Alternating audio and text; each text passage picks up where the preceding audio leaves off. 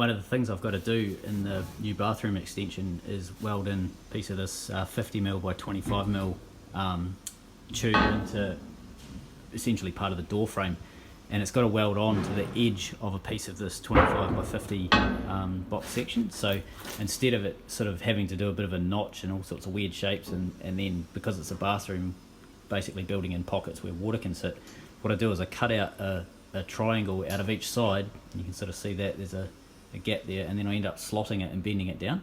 So I weld these gaps up on either side all the way around there, and then trim it to length to suit what I need, and then I can weld it in. It ends up being 25mm wide at this end, 50mm wide here, so you end up with a nice sort of taper all the way along.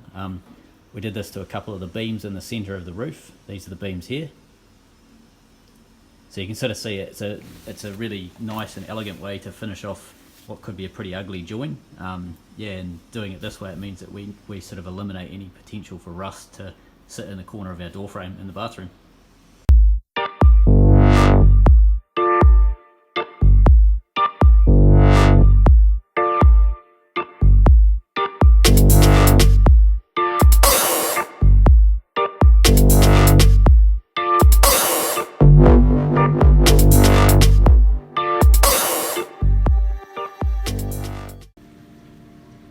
So that's the finished example of that piece of steel that I showed you earlier welded in. So you can see the shape there welded up against the same type of steel, the 25mm by 50mm box section. Basically on the side away from the camera there's going to be a 3mm steel plate. So on this side here you can see it's basically flush. We're going, this weld's quite hot so I won't touch it, but we'll flapper that up. We'll flapper all of these welds up all the way along, including these welds over this side. So we'll clean all of them up, and we'll make sure that nothing sort of sticks out and there's no bumps and lumps. You can see the shape at the top there. Basically we're going to be putting a piece of 3mm steel plate from that beam right to the roof, and it's going to be welded all the way around, and that's going to be the top of the door frame. So in order to do this piece of steel that goes at the top here, I've built basically a cardboard template. So as you can see, that sort of fits up there where it's supposed to be, and I'll obviously run a weld all the way around this. I'll cut this out in the steel and run a weld all the way around it, and then I'll join a second plate up in this little gap up here.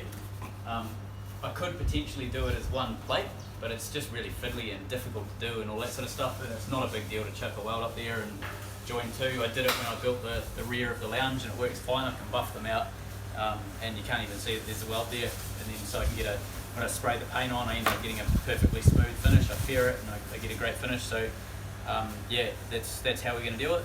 So I've got some steel in front of me. I'll show you that, and then yeah, we'll get into it and we'll weld that plate up. Okay, so this is a piece of just 3mm mild steel. So I'm just going to put this in the corner like that and mark it out, and then cut it out with a grinder, and then this I'll eventually clean up the edges because there'll be dips and hollows in the roof and things like that we have to take account of. So once I've got this cut out like that, I'll take some time and we'll just flap it down those edges and get it so that it's a perfect fit, because I want it to be completely flush. Essentially I don't want to be able to see this once it's all welded in. So I'll show you how we go about doing a completely seamless panel.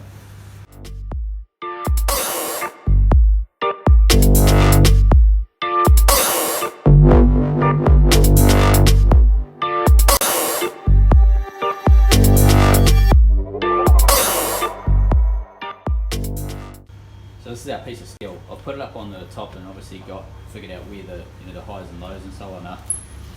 I don't know if you can see that, but if you look it down, you sort of look down, if I can line this up, look down the length of that, you can sort of see it's a bit sort of wobbly. Obviously where I cut, it's not perfectly straight. So in this area here,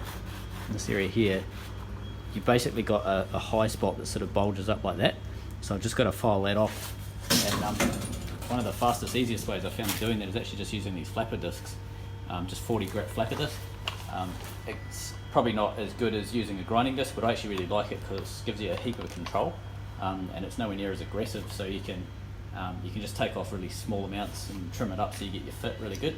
So I'll just give this a whiz up now, and yeah, see if we can get rid of this high spot.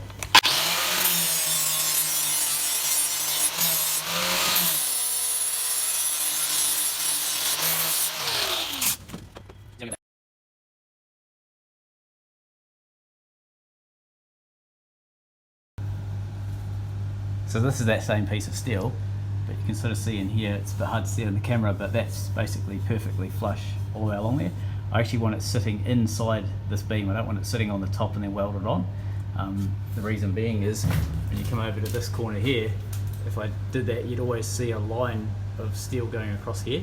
So I want to blend it in completely so you just physically cannot see it. So this face here will be the actual outside face of the wall, and that way it's as tidy as I possibly get it. You can sort of see those gaps all the way around. It's maybe 1 millimetre all the way around there, and then right up close at the top there, it's pretty much touching all the way along. It'll be a bit hard to see on the camera, but I'm really happy with that. So now I'm just going to sort of see that black line all the way along there. That goes out about maybe 1/2 inch on either side. I'm just going to flapper off all the paint so that I get a really good clean weld.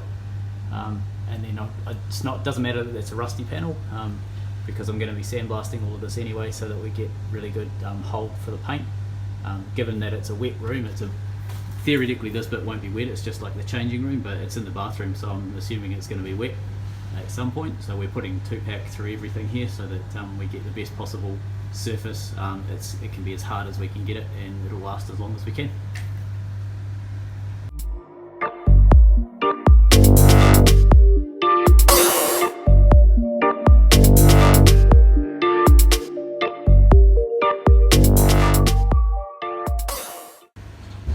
So that's the finished piece. So all of those welds, we haven't needed to buff all of them right off because they're actually slightly below the surface. So that whole plate is fractionally below the surface. So what we'll be doing next is essentially sandblasting that whole panel. I'll obviously get the last piece in. We'll sandblast that whole panel, and then I just give it a quick skim with some fairing compound. So it's probably only maybe 1/2 mil thick when it's finished. But the fairing compound will make it come up pretty much perfectly smooth. I'll show you in the bathroom where we did the same. So that's what the fairing compound goes on like. It's a 2-pack Jotun product that we use. We also radius all of the corners and so on in the bathroom, so where all those green lines are, it's a 25 mil radius. And then you can sort of see random holes and whatnot have been, or dimples or whatever, have been essentially faired flat.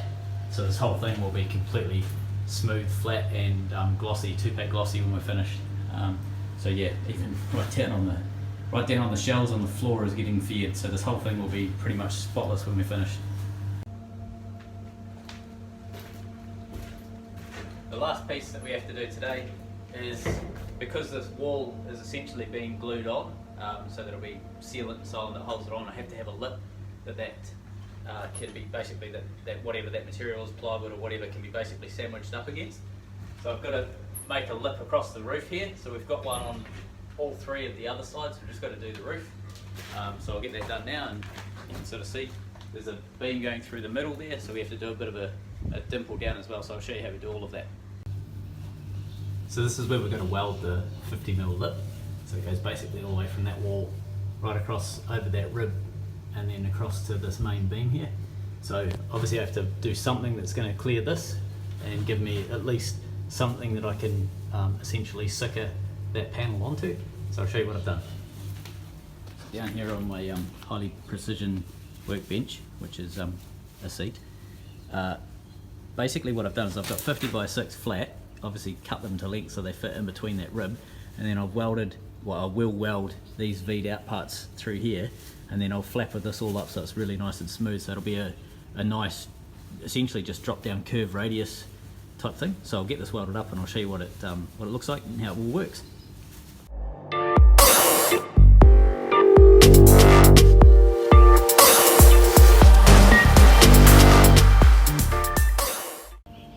So this is our finished piece. So you can see it just it's all pretty smooth and flat. So that's just going to be basically a lip for sicker and so on to glue straight onto. So let's get it into the roof. So this is the final beam all welded in. You can see there's a little mark on the roof there. The roof had a bit of a bow in it, so I had to weld basically a big piece of U-shaped steel, and then I'll pull it down with another piece of steel. So it's an easy way of taking out any buckles in the roof. The roof's only 3 mil steel, so the roof does like buckle pretty easily. When we welded it on, got a few bumps and hollows in it, so whenever we get near that we just pull it out and straighten it all the way back out. So that's us, we're all done. Finished for the day.